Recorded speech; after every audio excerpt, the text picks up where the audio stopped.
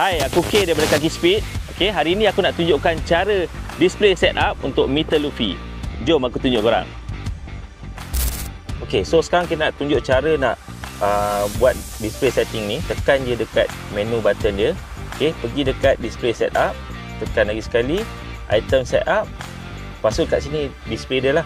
So kau boleh pilih mana position yang kau nak, tekan dekat sini. Okey, so kalau katalah bahagian sini kau nak tukar. Okey, cara tukar dia tekan atas atau bawah. So dia ada banyak pilihan bacaan yang kau boleh set. So ikutlah mana satu yang kau nak. Katalah kita nak pilih voltage katakan. Okey, so just tekan back. So dia dah ada dah dekat situ. So sungguh senang dan mudah. Okey, so kita dah tunjukkan dah cara display setting untuk meter Luffy ni. So kalau korang nak dapatkan meter ni, boleh dapatkan kat luffymalaysia.com. Kasih on je.